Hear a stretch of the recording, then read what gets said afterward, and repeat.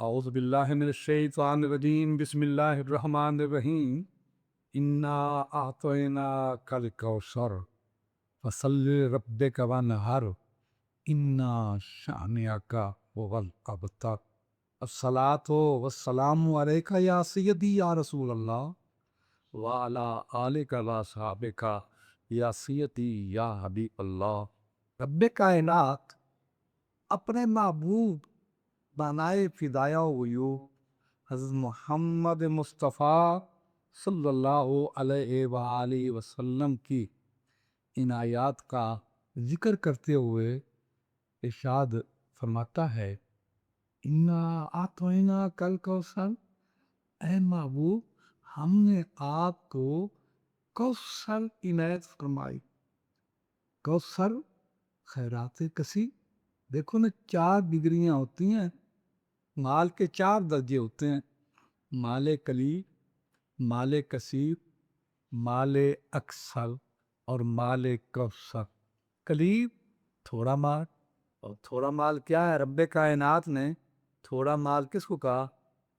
قل ان متاع الدنیا قلیل، اے محبوب فرما دو یہ دنیا کا جتنا بھی ساز و سامان ہے، یہ زمین کے سارے نظارے، یہ زمین کی ساری بہاریں، یہ زمین پر رہنے والی جتنی مخلوقات ہے، چاہے بندے ہیں، چاہے پرندے ہیں، چاہے جو بھی ہیں، جتنے حیوانات ہیں، جتنی فضائیں ہیں، جتنی ہوائیں ہیں، جتنے باغات ہیں، جتنے دولت ہیں، جتنے ہیرو جواہرات ہیں، جتنی بھی کائنات کے اندر سمندری پانی ہے، اس کی تہہ کے اندر جتنی مخلوقات ہے، یہ بھی ساری کی ساری آسمانوں کے سیارے، آسمانوں کے ستارے، جو بھی ہے جس قسم کی بھی ہے، کل متاع الدنیا قلیل، اے محبوب یہ دنیا کا سامان ہے، یہ بہت تھوڑا سامان ہے۔ تو متاع قلیل پوری دنیا کا سامان، اور متاع کثیر کیا ہے؟ اس سے جو زیادہ۔ اب متاع کثیر جو ہوتا ہے اس میں دنیا بھی شامل اور کون و مکان کی دوسری نعمتیں بھی شامل ہیں، اس سے زیادہ۔ اور متاع کوثر کیا ہے؟ متاع اکثر کیا ہے؟ اس میں بہت زیادہ سامان، اس میں اندر قلیل بھی کثیر بھی، اور اس کے علاوہ اور مزید سامان شامل ہوتا ہے۔ اور متاع کوثر کیا ہے کہ کون و مکان کی جتنی بھی نعمتیں ہیں اس دنیا کی اور آخرت کی، جتنے بھی انعامات ہیں، وہ سارے کے سارے مل کر آ جائیں تو اس کو کوثر کہا جاتا ہے، متاع کوثر کہا جاتا ہے۔ تو رب کائنات نے فرما دیا، اے محبوب ہم نے آپ کو کوثر عطا کیا۔ مطلب کیا؟ دنیا کی تمام کائنات بھی آپ قدموں پر نشاور کر دی، آسمانی کائنات بھی آپ کے قدموں پہ نشاور، اور عرشی کائنات بھی آپ پہ نشاور، اور آخرت کی جتنی بھی کائنات ہے اس کے جتنے بھی انعامات ہیں کون و مکان کے اندر، وہ سارے کے سارے محبوب ہم نے تم کو عنایت فرما دیے۔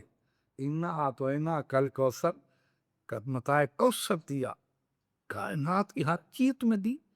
کیا کرو؟ 2 چیزیں کرو، فصلے نماز پڑھو، رب کا اپنے رب کے لیے ونحر اور قربانی کرو۔ نماز پدگانہ ہے، یہ آپ پہ فرض تھی، آپ کی امت پہ فرض ہے۔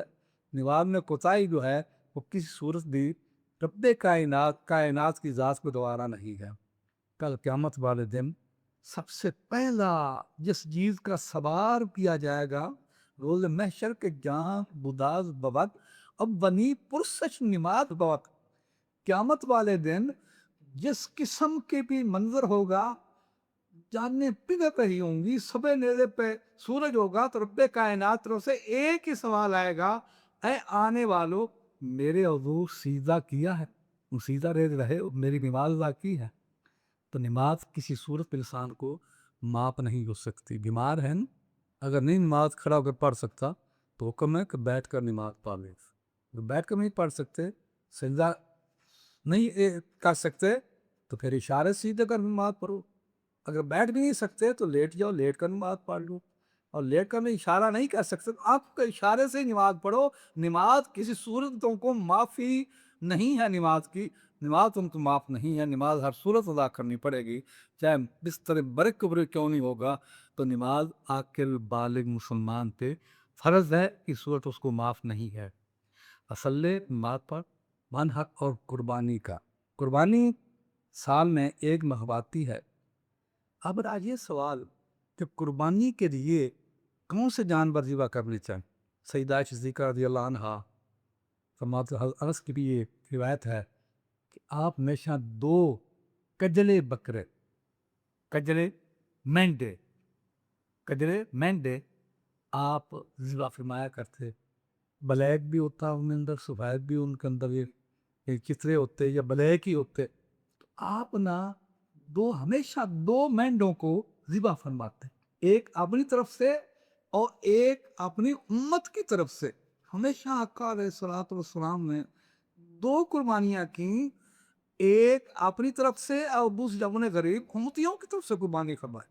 تو کتنا احساس ہے کملی والے کو کہ گئے ہیں دنیا سے اللہ کا محبوب ہے، ان لوگوں کی طرف جو لوگ قربانی نہیں کر سکتے، تو آپ نے ایک مینڈا قربان کیا۔ اے اللہ کو دعا کہ اے اللہ جو میرے امتی نہیں نا قربانی دے سکیں گے، ان کے لیے یہ میری طرف سے قربانی قبول فرما لینا۔ اب قربانی کی افادیت کیا ہے؟ آپ سمنو دہایا کم والصراط متایا کم، اپنے جانوروں کو اچھی طرح خوب پال کر موٹا تازہ کرو، کہ قربانی جو ہے یہ کیا ہے؟ یہ صراط سے گزرنے کے لیے تم کو یہ سواریوں کو کام دے گی۔ اس مشکل ترین مقام سے اللہ کا جو مسلمان ہے، ایمان والا ہے، جو اپنے اللہ کا محبوب امتی ہے، کل قیامت میں جو بھی قربانی کرے گا اس کے لیے سواری کا کام دے گی، پل صراط سے گزرنے کے لیے۔ اسے فرمایا کہ قربانیوں کو خوب موٹا تازہ کر۔ صحابہ نے کیا سوچنا، آقا یہ قربانیاں ہے کیا؟ یہ قربانیاں کیوں کرتے ہیں؟ فرمایا سنت ابیکم ابراہیم، یہ تمہارے باپ ابراہیم علیہ السلام کی یہ سنت ہے۔ اب رہا یہ سوال کہ قربانی کا جو جانور ہے وہ کون سا قربانی کے اوپر جانور کرنا چاہیے، نوعیت کیا ہے؟ تو 3 قسم کے جو فقہاء لکھے جانور قربان کرنے چاہیے۔ ایک ہے بکرا، مینڈا یا دمبا، یہ جو ہے نا یہ نسل غنم ہے، یعنی نسل بکرے میں سے ہے، دمبے میں سے ہے۔ یہ 3 اس کے اندر شامل نسلیں، بکرا بھی، دیسی ہو جو بھی ہو، اور مینڈا بھی، چھترا بھی جس قسم کا ہو، اور دمبا، یہ تینوں قسم کے جانور ہیں، یہ ذبح کرنے چاہیے۔ اور ان کی عمر کے بارے میں لکھا ہے کہ ان کی عمر میں 1 سال قریب ہونی چاہیے، دوندے ہونے چاہیے۔ اور دوندہ جانور بکرا جو ہے نا، یہ دوندہ 1 سال کی صورت میں یہ دوندہ ہو جاتا ہے۔ آپ نے فرمایا کہ ان کو موٹے تازے کرو، خوب پالو، اور بکرا کرو، دمبا کرو، چھترا کرو، عمر اس کی 1 سال برابر ہونی چاہیے۔ اور فی الحال اس دمبے کے اگر ایسا مسئلہ ہے کہ نہیں کو مل سکا، اگر ایسا دمبا ہے جس کو سال والے کے ساتھ کھڑا کیا جائے، اس کے برابر ہو جائے، تو اس کے اندر اگر 2-4 مہینے کمی بھی ہے تو وہ بھی قربانی پہ لگ سکتا ہے، آپ کا یہ بھی فرمان ہے۔ اب دوسرا بکر اصل میں عربی میں نسل بکر پہ شمار کی، جس طرح غنم ہے نا، اب غنم کا اصل معنی تو یہ ہے کہ اس کا دمبا ہو، دمبا اس کا معنی ہے، لیکن اس کو 3 معنی میں لیا جاتا ہے، بکرا بھی، چھترا بھی اور دمبا بھی۔ اس طرح بکر جو ہے نا، بکر جس کو گائے کہتے ہیں، اس کی بھی پوری نوعیات ہیں، پوری قسمیں ہیں، یہ جنس ہے، بکر جنس ہے، اس کے اندر کون سی چیزیں شامل ہیں؟ گائے بھی شامل ہے، بچڑا بھی، گائے بھی، اور اس کے اندر بھینس بھی شامل ہے، بھینس بھی اسی نسل میں سے ہے۔ کچھ لوگ کہتے ہیں کٹے قربانی جائز نہیں کو جک مارتے ہیں، کٹے قربانی جائز ہے، اور جو کٹے قربانی کرے گا اس کی فضیلت اسی کے برابر ہے جو گائے کا بچڑا ذبح کرے گا، اس کی پوزیشن اسی کے مطابق ہی ہے۔ کٹے قربانی بھی جائز ہے، بچڑے کی بھی جائز ہے، گائے کی بھی جائز ہے، یہ تینوں چیزیں جو ہیں اس کو قربان کیا جا سکتا ہے۔ باقی سوال یہ کہ اس کی عمر کتنی ہونی چاہیے؟ تو گائے جو ہے نا اس کی عمر 2 سال، बछड़े की कट्टे की उम्र 2 साल करीब होनी चाहिए। गनम में बकरे में 1 हिस्सा डल सकता है, गाय में 7 हिस्से, बकरे में, गाय में और बछड़े में और कट्टे में 7 हिस्से डाले जा सकते हैं। तीसरी नस्ल ऊंट की बल की है, आपने ऊंट के अंदर की हिस्सा डाला है, आप ऊंट के अंदर हिस्सों के बारे में रिवायत अधिक 10 हिस्से डाले जा सकते हैं। ऊंट जो है 5 साल करीब होना चाहिए। अब ये है उम्र। अब आज ये सवाल कि ऐब वाला जो जानवर है वो जायज नहीं। ऐब का मतलब ये है कि अंधा हो, 1 आंख ना हो, महंगा हो, सींग उसका ना हो, सींग कटा हुआ 1/2 आधा सींग कटा हुआ हो, वो भी कुर्बानी पे जायज नहीं है। किसी भी जानवर सींग वाले जानवरों में से दुम जो है आधी कटी हो वो भी जायज नहीं है। उसका कान कटा हुआ हो एक पूरा तो वो भी जायज नहीं है। इतने लागिर जानवर के चलकर मज़बहगाह तक नहीं जा सकता, उस कुर्बानी भी जायज नहीं है।